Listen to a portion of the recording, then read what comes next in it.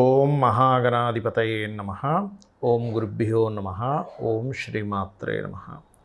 పరమేశ్వర స్వరూపమైనటువంటి జ్యోతిష, వాస్తు మరి ఇతర అనేకమైనటువంటి శాస్త్రములను మనకు అందించినటువంటి మహర్షులకి నమస్కారం.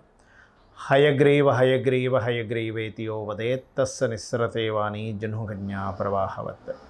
అరుణాం కరుణాతరంగితాక్షీం ధృతపాశాంకుశపుష్పబాణచాపాం అనిమాదిభిరావృతాం మయూకైః అహమిత్యేవ విభావయే భవానీం. శ్రీమాత్రే నమః. ప్రేక్షకులకి ఆ లలితాంబిక అమ్మవారి యొక్క అనుగ్రహం పరిపూర్ణంగా కలగాలని మనస్ఫూర్తిగా కోరుకుంటూ మనం ఈరోజు చెప్పుకోబోయేటువంటిది విశ్వవసునామ సంవత్సరంలో అందరూ చాలా ఆనందంగా ఉండాలి అనేటువంటి ఉద్దేశంతో మనకి కావాల్సినటువంటివి ఏమిటి? మంచి చక్కటి ఆరోగ్యం. మొట్టమొదటిగా ఆరోగ్యం కావాలంటే ప్రతి లగ్నము లేదా లగ్నం తెలియని మన రాశి వాళ్ళు ఏం చేయాలి? దాని తర్వాత ధనం మూలం ఇదం జగత్ కాబట్టి ధనం అందరికీ సమృద్ధిగా ఉండాలంటే ఏం చేయాలి? అదేవిధంగా ఒక చక్కటి గృహం కానివ్వండి, ఉద్యోగం కానివ్వండి, వ్యాపార సంబంధించినటువంటి విషయాలు కానివ్వండి, వివాహం కోసం చేసే ప్రయత్నాలు సక్సెస్ అవ్వడానికి కానివ్వండి, ఈ అంశాలు ఈ విశ్వవసునామ సంవత్సరంలో ఏ దేవీ దేవతల్ని ఆరాధిస్తే బాగుంటుంది, మరియు అదేవిధంగా ఎక్కడ ఇటువంటి విషయాల్లో రాంగ్ స్టెప్ పడకుండా ఏం చేయాలి అనేటువంటి అంశాలని చెప్తుంది నేనైనప్పటికీ కూడా చెప్పిస్తుంది సాక్షాత్ లలిత అమ్మవారిగా భావిస్తూ ఒక్కొక్క లగ్నం గురించి మరియు ఒక్కొక్క రాశి గురించి మనం తెలుసుకుందాం. మేష లగ్నము. లగ్నం తెలియని వారు రాశి నుంచి చూసుకోండి. మీకు మొట్టమొదటిగా రుణము, రోగము, శత్రుత్వాలు తగ్గాలంటే ఏం చేయాలి? సహజంగానే కేతువు యొక్క సంబంధం 6లో ఉంది. ఇప్పుడు మీకు విశ్వవసునామ సంవత్సరంలో 5వ స్థానంలోకి వస్తుంది. చాలా మటుకు తగ్గుతుంది కూడా, అందులో ఎటువంటి సందేహం లేదు. కాకపోతే మేషలగ్నం వారికి సహజంగానే వాళ్ళ స్ట్రెంత్ ఏమిటి అంటే వాళ్ళు బయటికి ఒక రకంగా అగ్రెసివ్గా కనబడినప్పటికీ ఇన్నర్గా మాత్రం మనసు చాలా మెత్తగా ఉంటుంది వాళ్ళకి, మేషం వారికి చెప్పాలంటే. కాకపోతే మీకుండేటువంటి రుణరోగ శత్రువులే ఎక్కువగా రుణాల వల్లే ఇరుక్కుంటారు లైఫ్లో చాలా మటుకు. మరి విశ్వవసునామ సంవత్సరంలో మీరు వాటి నుంచి బయటపడాలంటే ఎక్కువగా పెసలు దానంగా ఇస్తూ ఉండండి. మరి ఇవి తగ్గాయి, ఫైనాన్షియల్గా బాగా గ్రోత్ పెరగాలి అంటే మీరు 2వ అధిపతి శుక్రుడు కాబట్టి శుక్రగ్రహ సంబంధించిన ఆరాధన అంటే శుక్రుడి దగ్గర దీపారాధన చేయడము, లక్ష్మీ అష్టోత్తరం చదువుకోవడం ధనప్రాప్తి కోసం చేయాలి. మీరు జనరల్గా మీ లైఫ్ మొత్తం రుణరోగ శత్రుత్వాలు తగ్గడానికి మాత్రం సూర్య ఆరాధన ఎక్కువగా చేస్తే ఇంకా మంచిది, ఎటువంటి రోగాలు రాకుండా ఉంటుంది.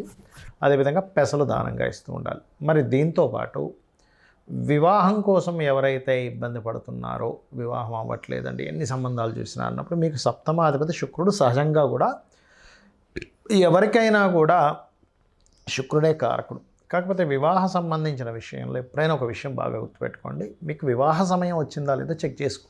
అంటే మీ జన్మజాతకంలో 7వ స్థానాధిపతి మరియు శుక్రగ్రహము, స్త్రీలకైతే కుజగ్రహము పాజిటివ్గా ఉందా లేదా, యాక్టివ్గా ఉందా లేదా, అప్పుడు వివాహం చేసుకునేటువంటి వివాహ జీవితం చాలా బాగుంటుంది. చాలామంది తెలియక ఒక వయసు వచ్చిందని, ముహూర్తాలు ఉన్నాయని, ఇప్పుడు కార్తీక మాసం ముహూర్తాలు వచ్చేసి రకరకాలు ఉంటాయి, అలాంటివి మాఘమాసం అని అలా చేస్తారు. కానీ అలా కాకుండా మీ పర్సనల్ చార్ట్లో అసలు ఎప్పుడు వివాహం చేసుకుంటే బాగుంది అనేటువంటి దాన్ని చాలా స్పష్టంగా తెలుసుకొని చేయడం అనేటువంటిది చాలా మంచిది. అలాగే మీకు ఉద్యోగ సంబంధించిన విషయాలు అంటే మీ మేషలగ్నం వారు విశ్వవసునామ సంవత్సరంలో ఉద్యోగ విషయాలు చాలా బాగుండాలంటే ఉన్న ప్రదేశం కాకుండా ఇతర ప్రదేశాల్లో ఎక్కువగా ట్రై చేసుకోండి. ఒకటి. రెండవది, సహజంగా మీకు దశమాధిపతి శని అవుతాడు కాబట్టి శనిగ్రహం దగ్గర దీపారాధన చేయడము, ఓం మాణిక్య మకుటాకార జానుద్వై విరాజితాయే నమః అనే నామస్మరణ చేయడం ఖచ్చితంగా మీకు ఉద్యోగ సంబంధించిన విషయంలో చాలా బాగుంటుంది.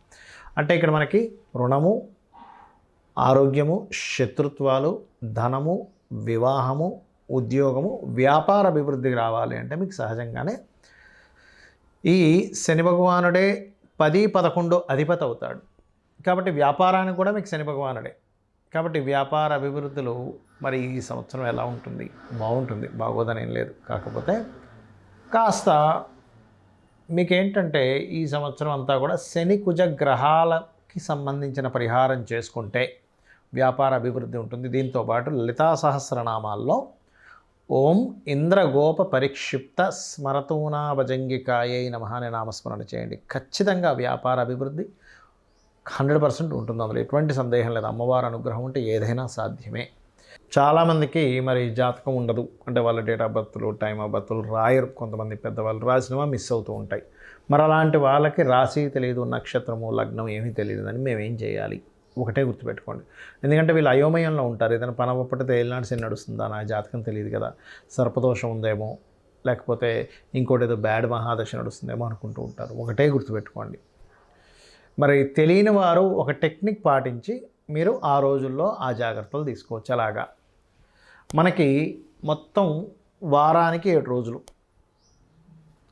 ఆ 7 రోజుల్ని 7 గ్రహాలుగా 9 గ్రహాలుగా కూడా అనువదించుకోవచ్చు. అలాగే 7-9 ఎలాగా అంటే మనకి 7 వారాలకి తీసుకుంటే ఆదివారం సూర్యుడు, సోమవారం చంద్రుడు, మంగళవారం కుజుడు, బుధవారము బుధుడు, గురువారము గురువు, అదేవిధంగా శుక్రవారానికి శుక్రుడు, శనివారానికి శని. అయిపోయాయి 7 గ్రహాలు అయిపోయి ఇంకా 2 మిగిలాయి, రాహువు కేతువు. వాటిని శనివారానికి రాహువుని, మంగళవారానికి కేతువుని తీసుకోండి. తీసుకొని మీ జీవితంలో కనుక కొంతమందికి చూడండి, పలానా రోజులే నాకు చాలా ఇబ్బందులు వస్తున్నాయండి, ఆదివారాలు అంటారు, సోమవారాలు అంటారు, శుక్రవారం నాకు కలిసి రాలేదంటారు. ఎందుకు అంటే పర్టికులర్గా మీకు జాతకం తెలియదు, కానీ మీ జన్మజాతకంలో ఆ గ్రహం బాగుండకపోయి ఉండొచ్చు. అందుకని మీరు ఏం చేస్తారు, మీకు ఏ రోజులైతే ఇబ్బందులు వస్తున్నాయో ఆ రోజులు ప్రత్యేకంగా ముఖ్యమైనటువంటి అన్ని పనులు అనట్లేదు, నిత్యం చేసే జాబులు బిజినెస్ల గురించి మాట్లాడట్లేదు.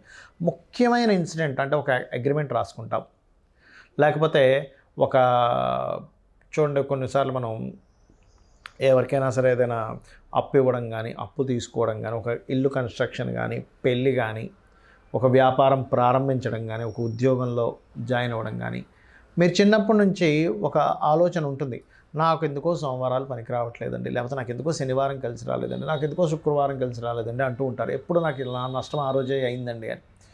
అలాంటివి అవాయిడ్ చేయండి. చాలా సింపుల్. ఎందుకంటే మీకు ఆ ప్లానెట్ ఆ రిజల్ట్స్ ఇస్తున్నప్పుడు ఆ రోజుల్లో ప్రారంభించడం మీకు మంచిది కాదు. ఇది బాగా అర్థం చేసుకోండి. ఇక రెండవది ఏమిటంటే ఇక్కడ వీటితో పాటు మీరు చేయవలసినటువంటిది, మీ జాతకం తెలిసినా తెలియకపోయినా మీకు పుణ్యము పెరిగి ధనప్రాప్తి కలగాలి అంటే లలితా సహస్రనామాల్లో ఓం సంపత్కరీ సమారూఢ సింధుర వ్రజసేవితాయే నమః లేదా ఓం ధర్మాధ్యక్ష ధనాధ్యక్ష ధన ధాన్య వివర్ధనీయే నమః చేయండి. అద్భుతంగా రిజల్ట్స్ వస్తాయి. అలాగే మరి ఏమండి నాకు చాలా అప్పులు ఉన్నాయండి, నా జాతకం తెలియదు, ఏ గ్రహానికి చేసుకోవాలో తెలియట్లేదు అంటే సింపుల్గా ఏమీ లేదు. బుధవారాలు బుధగ్రహానికి, కేతుగ్రహానికి, కుజగ్రహానికి దీపం పెట్టి చక్కగా మీరు రోజుకొక్క అరగంట సేపు కనీసం ఓం అపర్ణాయే నమః అని చేస్తూ ఉండండి. చేస్తూ ఉంటే మీ యొక్క లైఫ్లో నేనేమి చేస్తే ఈ అప్పు తీరుతుంది, నేను ఎట్లా ప్రోగ్రెస్ అయితే నాకు ధనాదాయం పెరిగి ఈ అప్పుని నేను తీర్చగలుగుతాను అనేటువంటి ఒక ప్లానింగ్ అనేటువంటిది మొట్టమొదటిగా అమ్మవారు మీకు ఇవ్వడం జరుగుతుంది. ఇక అదేవిధంగా మరి జాతకం లేదు కానీ వివాహ సంబంధాలేమో కుదరట్లేదని బాధపడుతూ ఉంటారు. జాతకం ఉన్నా లేకపోయినా ఒకటే గుర్తుపెట్టుకోండి, వివాహం కుదరట్లేదంటే మీకు 3 పాయింట్లు. మీకు లేట్ మ్యారేజ్ యోగం ఉంటుంది, లేదా సమయం ఇంకా రాలేదు. ఇప్పుడు ఉదయం 6:30కి సూర్యోదయం, నేను రాత్రి 10 గంటల నుంచి 10 గంటలకు ఒకసారి, 12 గంటలకు ఒకసారి, 2 గంటలకు ఒకసారి, 3 గంటలకు ఒకసారి ప్రతిసారి తలుపులు తెరిచేసి ఈస్ట్ వైపు సూర్యుడు రాలేదని బాధపడడం వల్ల అర్థం లేదు.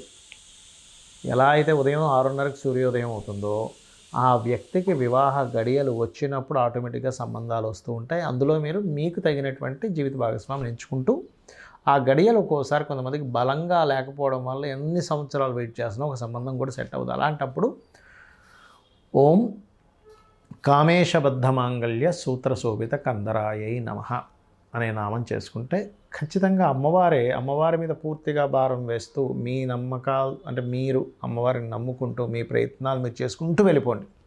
ఆటోమేటిక్గా అమ్మవారి మీకు సరైనటువంటి వధువుని వరుణ్ణి చూపిస్తుంది. ఎందుకంటే మనకి దేవీ భాగవతంలో కూడా అనేక ఘట్టాల్లో అమ్మవారు స్వప్నంలోకి వచ్చి చెప్తుంది కాళిదాస్ గురించి, అతను నా భక్తుడు, నా అంశ నుంచే వస్తాడు అని. అదేవిధంగా చాలా దేవీ భాగవతంలో ఉండేటువంటి చాలా వృత్తాంతాల్లో పలానా వ్యక్తులకి కల్లోకి వచ్చి చెప్పడం, ఇది చేయమని చెప్పడం అనేటువంటిది ఉంది. అంటే ఏమిటి, అమ్మవారిని ఎవరైతే నమ్ముకుంటారో భక్తి శ్రద్ధలతో ఎవరైతే చేస్తారో వాళ్ళని చెయ్యి పట్టుకొని నడిపిస్తుంది. అయితే మీకు అనిపించవచ్చు, ఏమంటే అమ్మవారి భక్తి శ్రద్ధలు ఉన్నాయి కానీ ఎక్కడో మాకేదో కష్టం వస్తుందండి అంటే, ఇంకా పెద్ద కష్టం రావాల్సినటువంటిది చిన్న కష్టంతో అమ్మవారు తీస్తుంది. అది మనకి తెలియక చిన్న చిన్న కష్టాలు కూడా, అయ్యో కష్టాలు వచ్చేస్తున్నాయి, నేను రోజు పూజ చేస్తున్నాను, రోజు సంధ్యావందనం చేస్తున్నాను అనుకుంటాను. అంతకంటే ఒక 100,000 రెట్లు పెద్ద కష్టం రావాల్సింది తీసేస్తుంది. లేదా కొన్నిసార్లు అమ్మవారు ఏం చేస్తుందంటే, ఇంకా ఈ జీవుడికి ఈ జన్మచక్రంలో తిరగడం అనవసరం అని చెప్పని ఏదైతే ఉందో ఈ జన్మలోనే ఇప్పుడుండే పీరియడ్లోనే అన్నీ కంప్లీట్ అయిపోయేలా చేయించేస్తుంది కూడా. అది మనకు తెలియక అజ్ఞానంలో, అయ్యో నాకు ఇంకా కష్టం ఉందేంటి, నేను ఇంకా ఇబ్బంది పడుతున్నానేంటి, అసలు భగవంతుడు ఉన్నాడా లేడా, ఇలాంటివన్నీ మనం పెట్టేసుకుంటూ ఉంటాం. కాబట్టి అది చేయకండి. నిత్యము మీకు ఒకవేళ ఏలినాడు శని, అర్ధాష్టమి శని, అష్టమి శని నడుస్తున్న కొన్ని పద్ధతులు పాటించండి, ఎటువంటి ప్రభావం ఉండదు. ఏమిటది అంటే, నిత్య దీపారాధన ఉదయం సాయంత్రం దీపం వెలిగించి చక్కగా ఒక 10 నిమిషాలు అమ్మవారి ముందు కూర్చోండి చాలు. అమ్మవారిని స్మరణ చేయండి, శ్రీమాత్రే నమః, సరిపోతుంది. రెండవది, మీకు దగ్గరలో ఏదైనా ఆలయం ఉన్నట్లయితే వీలున్నప్పుడల్లా రోజు వెళ్ళడానికే ట్రై చేయండి. ఎప్పుడో ఒకసారి ఏదో పని పడింది ఊరు వెళ్ళాం, that is different case. But రోజు వెళ్ళడానికి ట్రై చేయండి. మీ ఆరాలో ఏదైతే ఉందో నవగ్రహాలు పనిచేసే స్థితి ఆరా మీద పనిచేస్తుంటుంది ఎక్కువగా. ఫస్ట్ ఆరా క్లియర్గా ఉంటుంది. మూడోది, దేశీవాలి గోవుల సంరక్షణకి పాటుపడండి. గోవులకి ఏదైనా తినిపిస్తూ ఉండండి. సకల దేవతలు ఉండేటువంటి స్థలం గోవు, అదొకటి చేయండి. అదేవిధంగా మీ పెద్దలని గౌరవించడము, అదేవిధంగా మీ దేవతారాధనతో పాటు పితృదేవత ఆరాధన కూడా చాలా ముఖ్యమైనటువంటి అంశం, గుర్తుపెట్టుకోండి. చేయండి. 100% మీకు ఫలితం పాజిటివ్గా వచ్చి తీరుతుంది. ఈ విశ్వవసు నామ సంవత్సరంలో మీరందరూ మరింత ఆనందంగా ఉండాలని మనస్ఫూర్తిగా కోరుకుంటూ శ్రీమాత్రే నమః.